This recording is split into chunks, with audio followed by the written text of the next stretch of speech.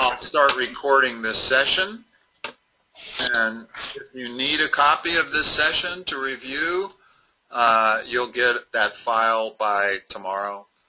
All right, let's see. This time they give us a proof, and we got to provide everything. So we're trying to prove that AB is parallel to CD. We're given that angle 1 is congruent to angle 2, and that angle 3 is congruent to angle 4. Yep. Okay. Is that a misprint? That has to be a misprint. Oh, no, it isn't. Okay.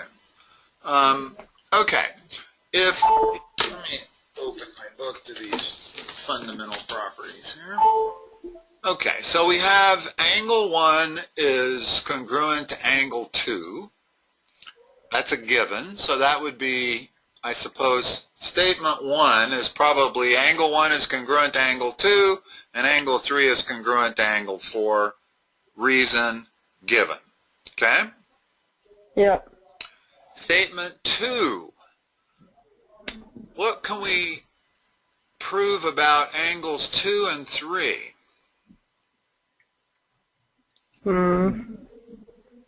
That they're similar?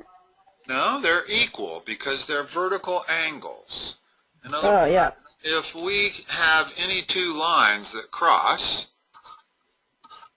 then this angle is equal to that angle, and this angle is equal to this angle by vertical angle, whatever you want to call it.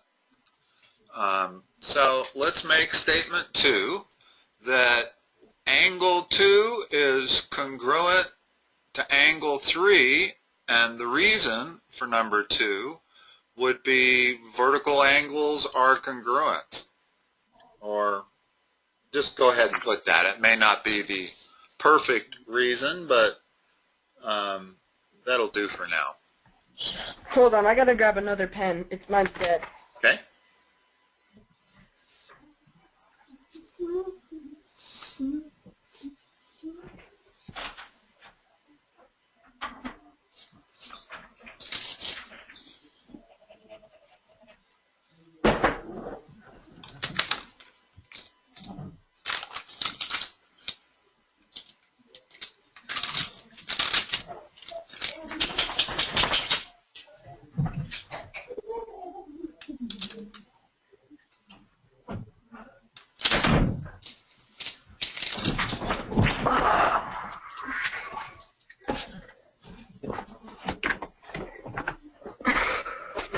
Okay. All right. So we've filled out line 2 fully? No, could you repeat that? Yeah, we have angle 2 is congruent to angle 3, and the reason is vertical angles are congruent. I mean, there might be a theorem there. I don't know. I'm not going to look it up. For the moment, let's just go with that. If we can get the logic down on this, that's a lot. That's good. Yeah.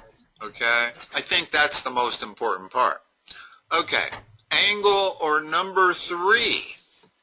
Since we have angle 3 is congruent to angle 4, then that means that angle 1 is congruent to angle 4. So I guess line 3 is angle 1 is congruent to angle 4. Okay. And the reason for number 3 is going to be the transitive property. Go ahead and write that for the reason for number 3. By the transitive property. And the transitive property says that basically if A is equal to B and B is equal to C, then A is equal to C. So what we have here is we have 1 is equal to 2, 2 is equal to 3, and 3 is equal to 4. So therefore, Yeah. 1 is equal to 4. Yeah. Okay, for the last line, the statement is going to be AB is parallel to CD. Why? Because of the theorems about parallel lines. In other words, let's talk about that for a minute, because parallel lines are a huge part of geometry. Remember when we talked about it, and I said if we have two parallel lines and a transversal, that this angle is equal to that angle. Mm-hmm. They're both acute angles, and we only have obtuse and acute angles in this picture. In other words, we have 4 angles there, and we have 4 angles there. But there's really only 2 different angles, a little one and a big one. Since this is a little one, it's equal to that. Well, not only does the theorem about parallel lines say that this angle is equal to this, but it says that if you have this situation and this angle is equal to that angle, then the 2 lines are parallel.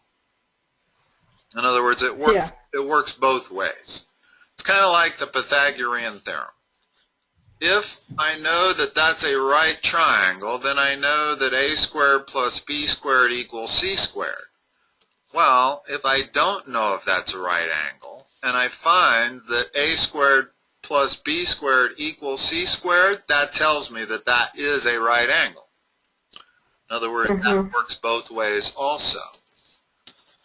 So, since they're wanting to prove that AB is parallel to CD, that's our line 4. AB is parallel to CD based on the parallel line theorem.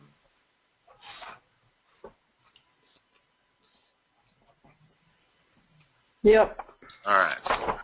Let's look at 35. Is this old stuff or new stuff? Is this new stuff? Stuff you have to turn in? This is older. Yeah, I have to turn this in, but it's older stuff. Okay. Okay.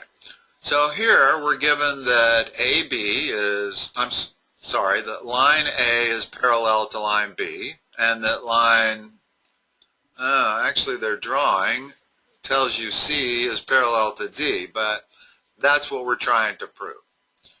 So let's see. They've got A is parallel to B and angle 2 is congruent to angle 3. That's given. Yep. Number 2, angle 2 is equal to angle 3, and the reason is why? The parallel line theorem? No, in other words, what they told us was that angle 2 is congruent to angle 3. And so it's equal, yeah. yeah, it's equal based on the congruence means equal, or however you want to say that. I guess you would say that congruent angles are equal. The measurement of them is equal. Yeah, the measurement of congruent angles is equal. Okay, and now it's angle 2 and angle 4 are supplementary. Why are they supplementary? Because they have to add up to 180 because it's a line. Well, at this point we don't know that that line D is parallel to line C. That's what we're trying to prove. So at this step of the procedure, the only thing we know is that A and B are parallel. Since A and B are parallel, then line D is just a transversal. Okay? Yeah. And what we know about transversals is there's 4 angles here, but there's only 2, and that is different than this one. That's obtuse, that's acute. And what do we know about the 2 of them? They're supplementary. Why? Could you repeat that? Yeah, in other words, the statement for number 3, hold on a minute. We're still doing 2? We're still doing 2. We've got the measurement of 2 is equal to the measurement of 3. Okay, sorry about that, I skipped that. If the measurement of 2 is equal to the measurement of 3, wow,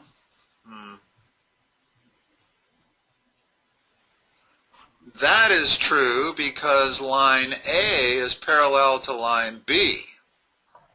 In other words, we have line A, we have line B, we know those are parallel.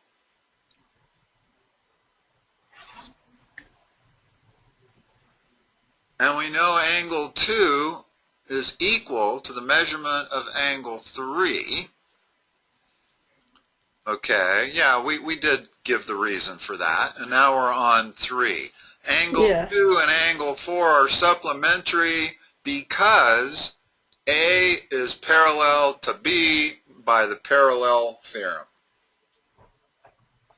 In other words, if A is parallel to B, then angle 2 is supplementary to angle 4, based on that.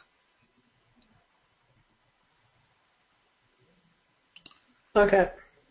Angle or statement 4, the reason is the definition of supplementary angles, so what probably is statement 4? What should that say?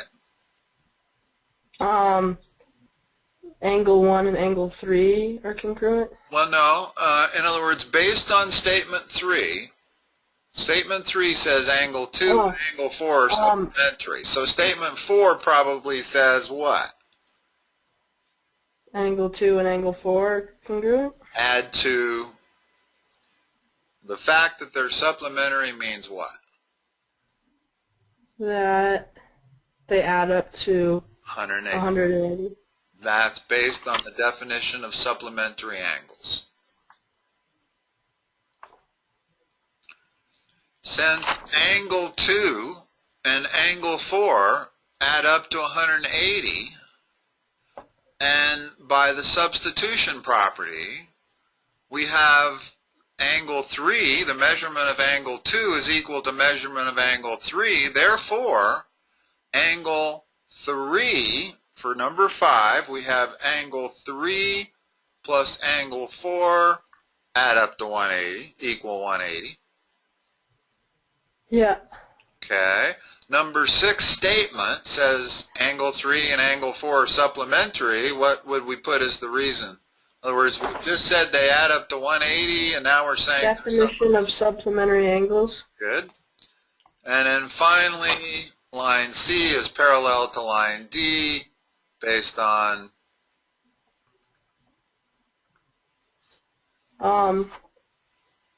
parallel lines theorem.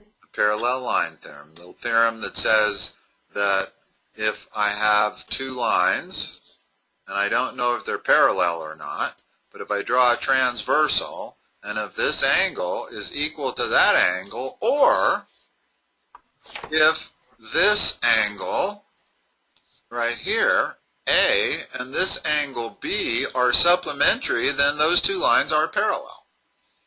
Yeah. And so that very last line says the angle 3 and angle 4 are supplementary. Well, that means that C is parallel to D. Okay. All right. I'll send you another paper.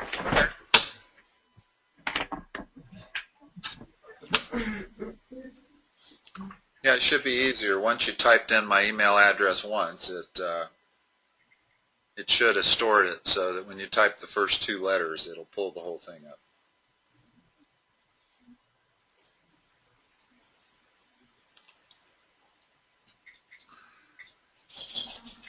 Charlie! Charlie! Hey, out on here. Hey, come. Come here. Get out. Come here, Charlie. Come. No. Lay down. Go.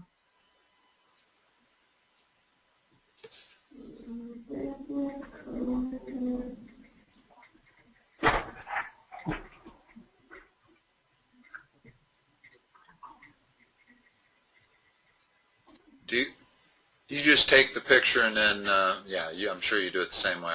My phone does it. Yeah. Share it or whatever, email it, and then you just start typing an email address.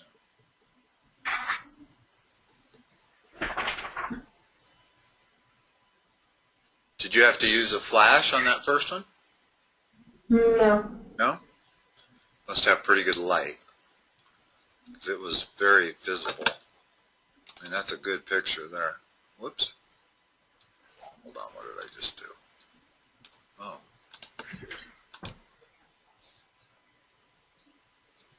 Clicked on the wrong picture.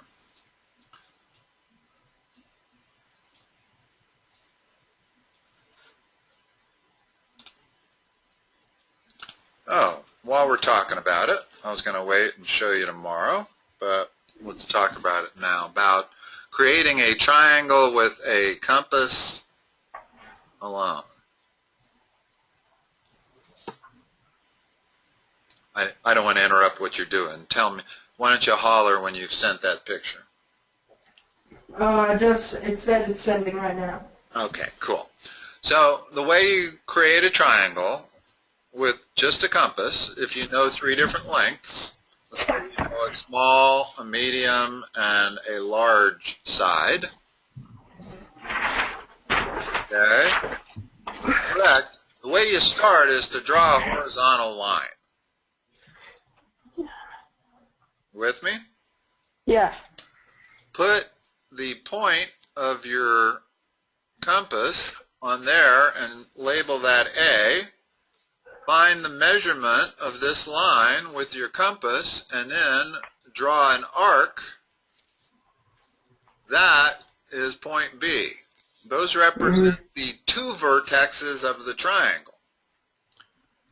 Do either of the other sides, doesn't matter which one, but put the point on A and draw an arc there, and then put the point on B and draw an arc there. Yeah. Where those 2 arcs intercept is C, the 3rd vertex of our triangle.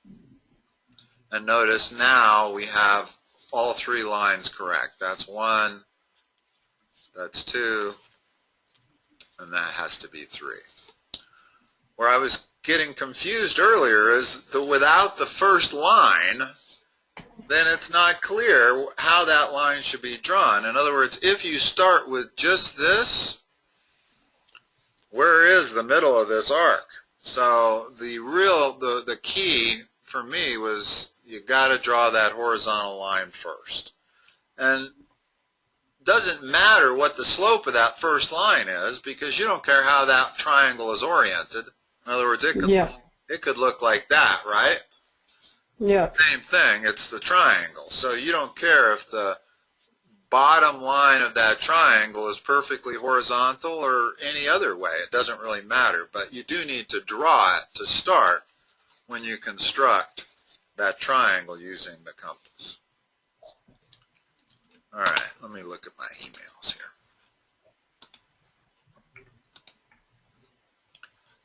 Okay, this one's got 2 attachments.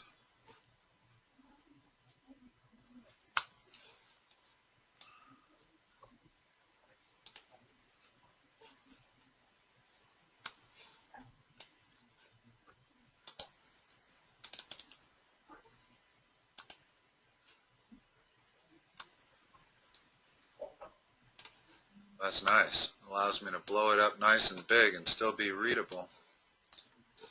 Okay, the diagonals of which of the following figure, do we need to just do the ones you missed? Is that right? Yeah. And unless, I mean, it's possible that you could have guessed on some of these and accidentally got them right. So it's not for sure that we shouldn't look at them. But yeah, you can tell that the kite, the long diagonal, does bisect the short diagonal, but the short diagonal does not bisect the long diagonal.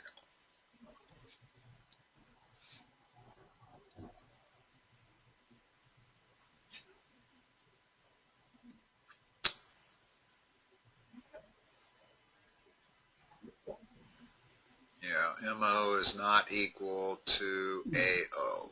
In other words, that piece there is not equal to that piece. Necessarily. I mean, it could be accidentally, but it's not necessarily equal to that. Mm-hmm. Consecutive angles of any parallelogram will always be supplementary.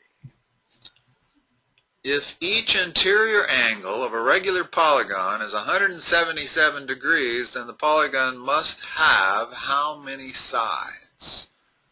You said 2.98? I just guessed on that one. Well, it's never going to be a non-integer answer. Yeah. In other words, they're talking... You can't have a... Yeah, you can't have 2.98 sides. In other words, you can have 3 sides, you can have 4 sides, you can have 17 sides, but you can't have 2.98. So, how are we going to figure this out? First of all, the number of sides of a polygon is related to the sum of the interior angles by how? Isn't there a formula? There is. The question is whether you know what it is or not. I do not know what it is. It's n minus 2 times 180. Okay? Now, what's useful, if you can't remember a formula sometimes, is to take known polygons that we know how many angles they have and see if it fits. Does it work for a triangle, which has 3 sides? Yeah. Does it work for a rectangle, which has 4 sides? Yeah. That's our formula. That's all it really needs to work for. If it works for those two, it's the proper formula. So, what they are telling us here is that if we take, that gives us the sum of the angles in the polygon, right? Mm-hmm. Well, if you divide that by the number of angles that are in the polygon, you're going to get 177. That's an equation that we can write. In other words, if, let's take a rectangle where n is 4. Okay? I'm going to make sure you get this part of it.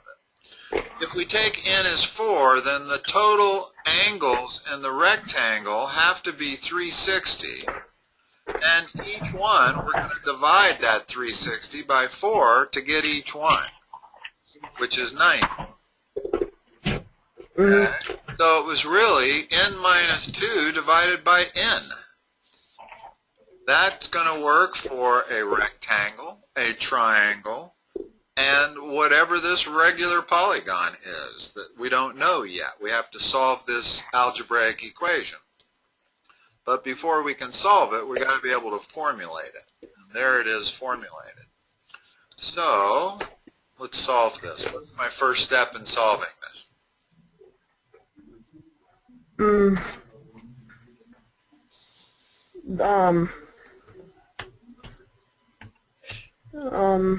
Usually you want to get rid of denominators.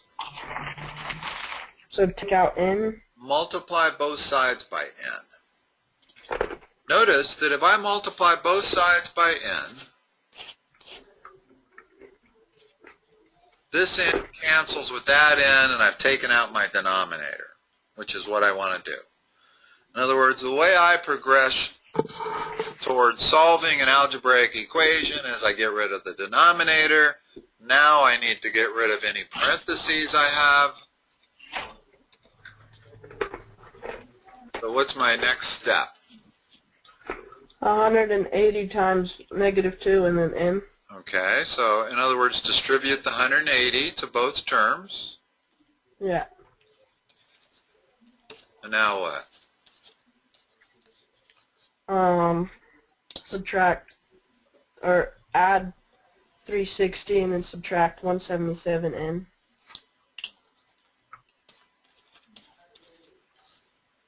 N is equal to 120. Gosh, that's a lot. Is that one of the answers? Yep. It is. Okay, good. Now, let's just check and make sure that that makes sense. Now, you don't always have time when you're taking a test to check these, but let's do it anyway. We came up with 120. So we have 118 times 180 divided by 120. Is that equal to 177? And yeah, imagine it probably is, because 118 divided by 120 is very close to like 0.95. Yeah. We'll multiply that by 180, we're going to get an answer slightly less than 180. So in terms of ballparking that answer, it's in the ballpark. And that's all you really want to, that's all you really need to do, is you always want to make sure you ballpark answers. In other words, we don't want to be off by a factor of 10. If I made a mistake in my math here and we're off by a factor of 10, it'll show up when we try to ballpark it. Yeah. I clearly was not off by a factor of 10. I was close enough that I don't even have to pull out my calculator to verify that. I know it's got to be right. All right.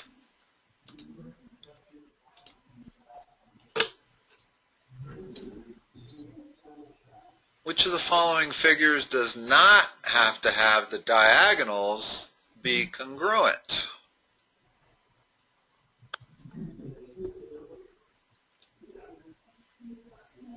Hold on. Let me move this up so that 13 is at the top, and then I'll be able to move this over. My biggest difficulty most of the time is making room for my drawing tablet space. Incidentally, if the control panel is taking up too much of your desktop, you can always toggle that little orange button and it shrinks it. And it's shrunken down right now on my screen. Okay, good. Yeah, it is on mine too. For some reason, when it first installs on a person's computer, it minimizes itself. I don't get automatically. Didn't it do that on yours? Yeah. Yeah, I don't know why they would do that. Makes it very difficult to explain to students how to set that audio, because first of all, they have to find that real tiny little rectangle. Yep. Okay, 13. Which of the following does not have to have diagonals that are congruent? Well, let's start with a rectangle. Let's start with our familiar figures. In fact, let's start with a square. Are those diagonals congruent? Yeah. Absolutely. Next, let's look at a rectangle. Are those diagonals congruent? Yeah. You've got an isosceles trapezoid drawn. Better than I drew it. Do you think those diagonals are congruent? No. No, actually they are. As long as it's an isosceles. It's probably not congruent in my drawing because I made this side much longer than the other side. But that was just because I'm a lousy artist. In other words, if I draw that accurately, they are congruent. And you can approximate that by looking at it. Okay? So it looks like they're congruent for rectangles, squares, and isosceles trapezoids. What's a rhombus? Do you know it's just like a square. It's four equal sides without them having to be 90-degree angles. In other words, if I draw a rhombus like this,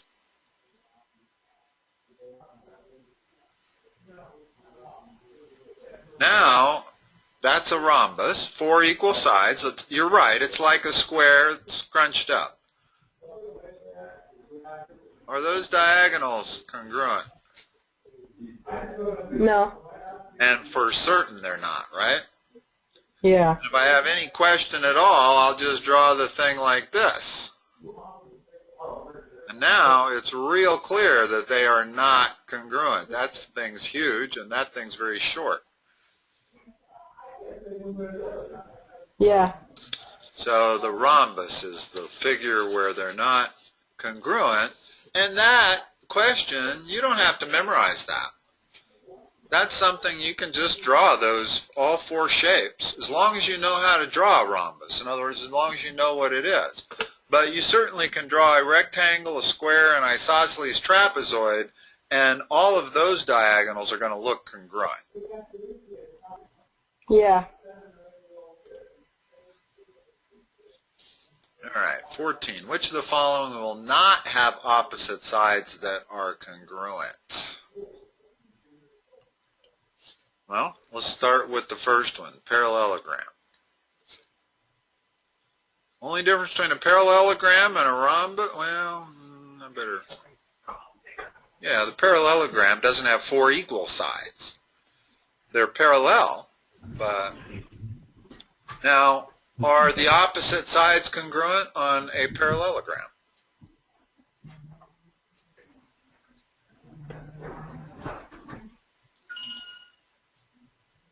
Ellis, you there? Yeah. No, Sorry. that's okay. Sometimes I lose audio and I never know. And so I'll be talking away and the person I will have lost the audio a minute earlier. So I didn't hear you. So are opposite sides of a parallelogram, are they congruent? Yeah. Yeah. That side's equal to that side's equal to that side. Okay, how about a rhombus? No. Now hold it. What was the definition of a rhombus? That they didn't have equal sides? Four equal sides. The definition of a rhombus is in other words, a square is a rhombus. A rhombus is not A necessarily rhombus a has to square. have four equal sides? That's all it has to have is four equal sides. Therefore, I thought it didn't have equal sides. no, it does. It's four equal sides. A quadrilateral wouldn't necessarily have four equal sides. That's the most general. In other words, if I just want to make a four-sided figure like that, that's just a quadrilateral. It's not a trapezoid. It's not a rectangle, just a quadrilateral. So all of these special names, they have to have certain special properties. And the rhombus, four equal sides, therefore the opposite sides have to be congruent, right? Yeah. Single hash mark and all four sides like that. Okay. The kite. Kite, the definition of a kite is that side's equal to that side, and that side's equal to that side. So we have adjacent sides that are congruent, but opposite sides? No. No. No. So, in other words, each of these, you just have to start trying them until you find the answer, as opposed to memorizing this. I wouldn't have had any of these properties memorized, but as long as I know how to draw the particular figure, then I can answer the question. So the real key to memorizing is what these things mean, not necessarily that their opposite sides are congruent. You can always figure that out. Okay, so we're choosing whether statement A is always, sometimes, or never true. Well, a rhombus is a square. Sometimes, yeah. Not always, clearly. We just drew a rhombus that was not a square. But sometimes it is. A rectangle is a rhombus. Only if that rectangle is a square is it a rhombus. In other words, a traditional looking rectangle, that's not a rhombus.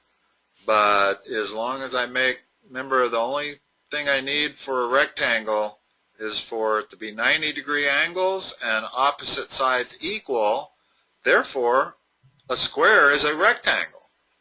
And therefore, a rectangle is sometimes a rhombus. That is a rhombus. That's a rhombus. Okay. 16. I went in the wrong order here. A kite has opposite congruent sides.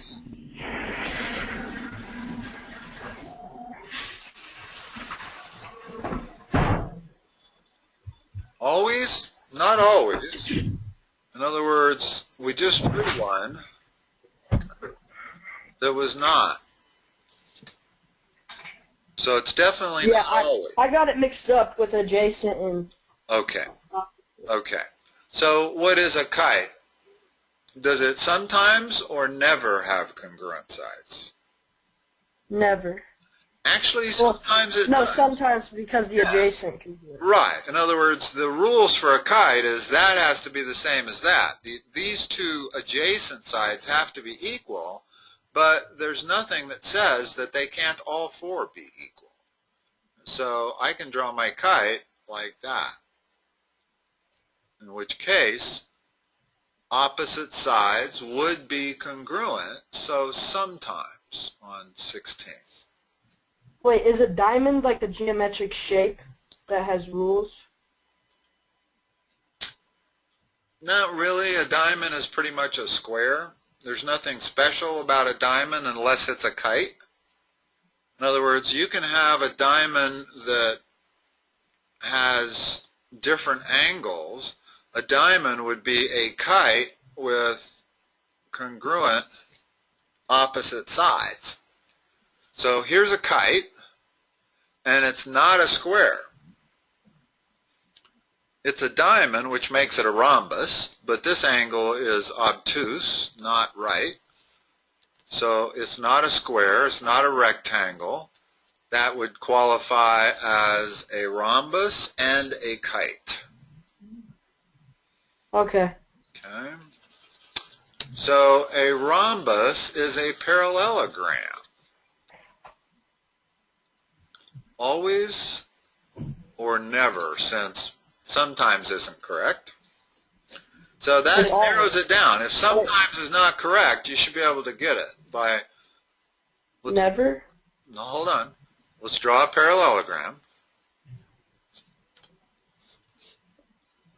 A rhombus means what?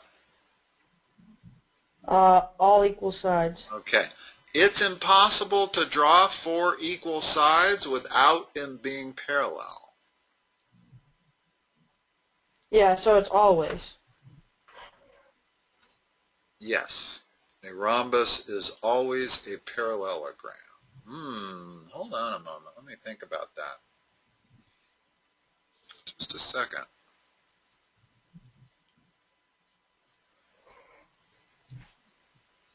There's two equal sides.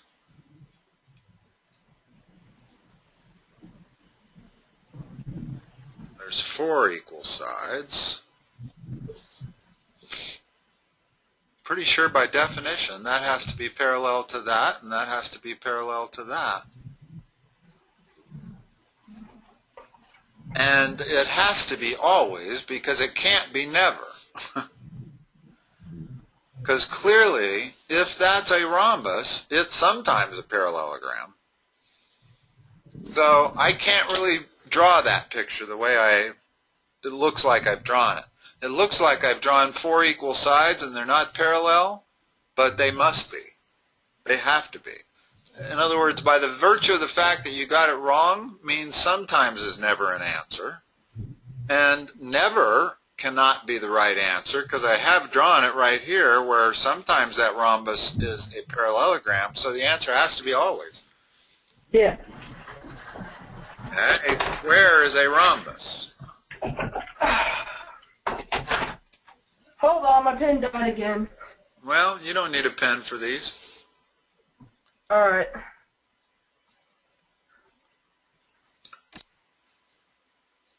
And you might need a pencil and paper for some problems where you have to do, calculations and stuff.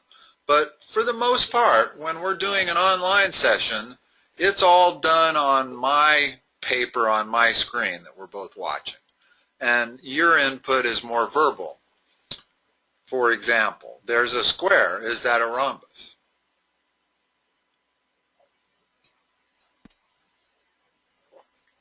What's a rhombus? Oh, what did you say? Sorry, I couldn't hear you. Is that square that I've... all equal to... Yeah, is that a rhombus? Well, they look equal, but you didn't mark Well, it's a square. In other words, I So, said, yeah. okay, so if it's a square, then they're all four equal. You're right, I didn't mark it, but I called it a square. So the fact is that the So it's square, always. that's got to be always, right? Yeah.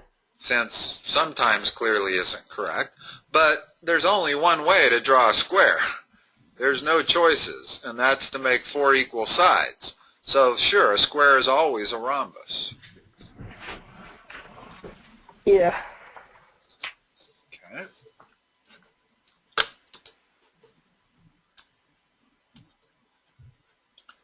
Which of these do we need to go over? I can't quite tell which ones you got wrong here. Just the number 22. 22? Okay. So we know we're looking at a parallelogram, right? Yeah. Why? Because they're marked parallel sides. Right. The definition of a parallelogram is opposite sides are parallel. That's all you need. If opposite sides, that side's opposite to this side, if they're parallel and this one's parallel to that one, it's a parallelogram. Now, parallelograms have interesting properties. What can we say about these properties? What's the most important property for solving this problem? The parallel lines. More with the angles. What do we know about the four angles in a parallelogram? That the opposite are congruent. Okay, so what equation can I write here? 112 is equal to what? To 6h minus 14. Okay, solve that. For h? Plus 14. Okay, 126 equals 6h. Divided by 6. 21 is h. So that tells us that angle. Now, what do we know about adjacent angles of a parallelogram? They're supplementary. Okay, so what can I write? 112 plus 3g plus 5 equals 180. Good. What's the next line going to be?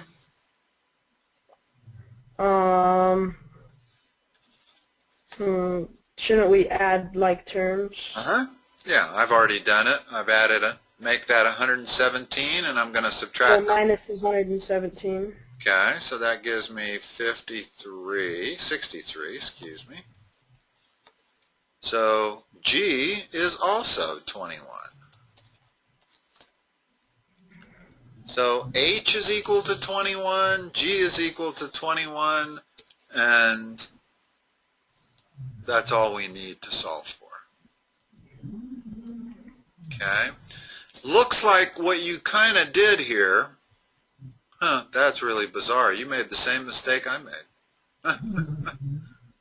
When I subtracted 117 from 180, I first came up with 53, and you came up with 58, intending that angle to be supplementary to H, I imagine, right? Yeah. Maybe not, but anyway. That's what I did. Yeah, which is exactly the same mistake I made. I was 10 short. So the only thing we really need to know is that adjacent angles are supplementary and opposite angles are equal. And that allows us to solve for both H and G. Now, notice that we needed this angle here. If they'd have just given us this and this, we couldn't have solved it. We could have written an equation. We could have said 6h minus 14 plus 3g plus 5 equals 180, because these two angles are adjacent. But now we have two variables and only one equation. We can't solve that for h and g. But the fact that they gave us this other angle over here allows us to do it. Now we can write one equation with one variable and solve for it. All right, let me open up the next page.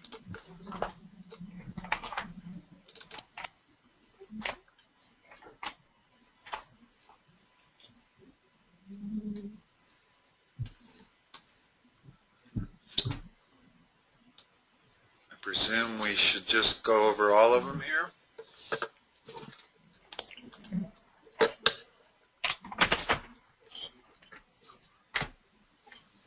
How many angles are we dealing with here?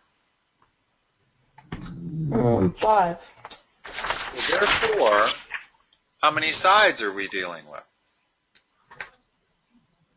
5. So 5. what should the sum of the angles be? What's the general formula? 540. Right, because the general formula is n minus 2 times 180.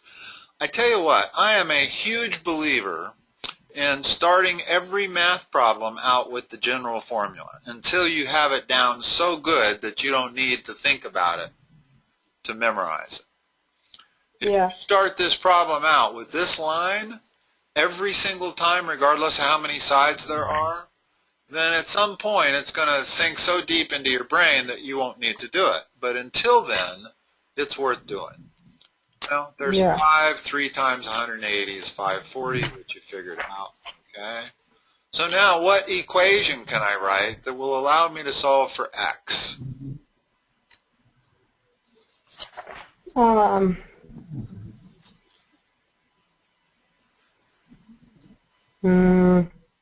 Sum of the angles has to be 540. So what does that translate to? 5x plus 9x equals 180. No? Add them all up. In other words, we got 5x plus 9x plus 139 plus 71 plus 92. That's the 5 angles. Yeah. We know that that has to add to 540. Now gather all like terms. Add 139 plus 71. So that's 14x plus, what's this? 210,302. Did I do my math right? Hold on. Yeah, I did. Yep. Okay. Now subtract 302 from both sides. Get 238. Divide 238 by 14. And that's got to be a whole number for sure. 7? Is 7 right?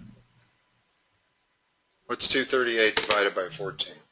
17. Okay, I thought it had to. That sounded right. So that's x. And that's all there is to those problems. They're actually the easiest problems to do. You just have to remember this main formula right there. And what that means. In other words, you have to know not only that, but you have to be able to write this also. Knowing that second line is big. All right. It's over. Take a look at 24.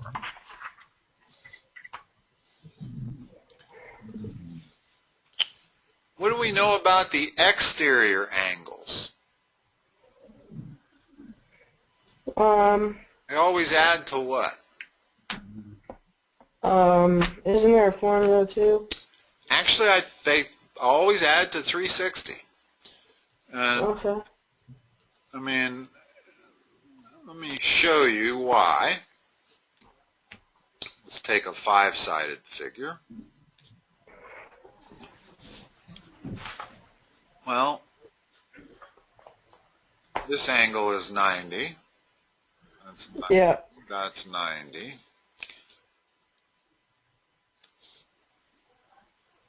Yeah, I meant to draw this as a regular,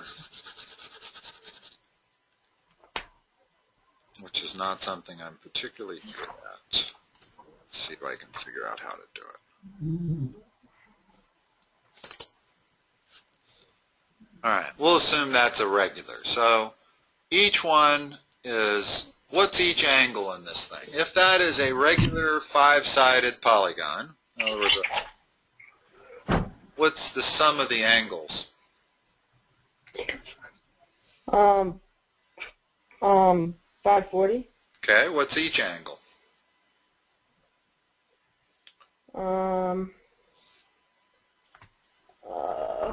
540 divided by 5. That's a good enough answer. That's 108.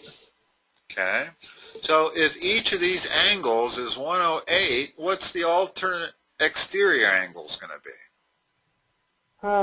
Whatever that is to the sum of 180. 72. They're all going to be 72.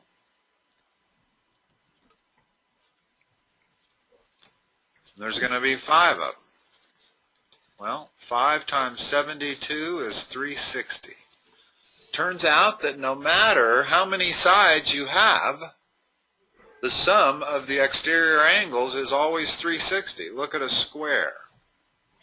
We know each one of these is 90. Yeah.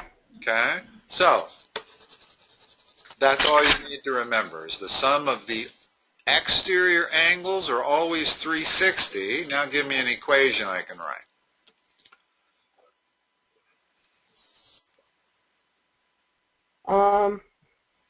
Into What's that? an equation I can write? Yeah, in other words, the sum of the 5 angles equals 360.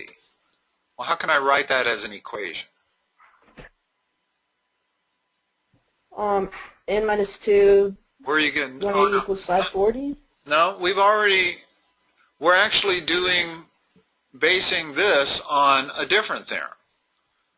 N minus 2 times 180 gives the sum of the interior angles.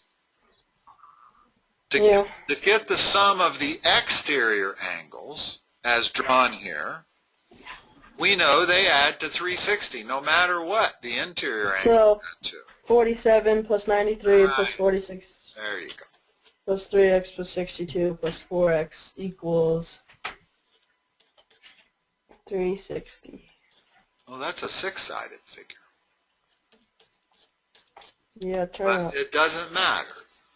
A 6-sided figure, they still add to 360. A 17-sided figure, they add to 360. Okay, so now we gather like terms. We got 7x plus what equals 360. Let's see. That's 140. And we're adding 140 and 108, so that looks like 248. So 7x equals 112, x equals 16. Divide by x. 100, Okay. 112 divided by 7, yeah. Yeah. Okay, so that's all you have to remember is that exterior angles always equal 360 regardless of what the sum of the interior angles equal. Like even with like 20-sided figures? Yep. Because notice that 20-sided figures are going to have a very large interior angle. Hold on one moment. I'm sorry. 1 second. Timur, I apologize. I completely spaced out the time. Can I call you back in 2 minutes? Okay, thanks. Bye-bye. I totally missed the fact that we just shot through our 8 o'clock time. We can pick this up tomorrow at 1. Sound good? Hello? You still there? Ellis? Sorry, I was on I was on mute, sorry. That's okay. I got to yeah. go. I forgot I have an 8 o'clock. I didn't even notice the time. So I'll see you at your house tomorrow at 1? Yep. Okay. See you then. Have a good All right, night. thank you. Bye-bye. Thank you.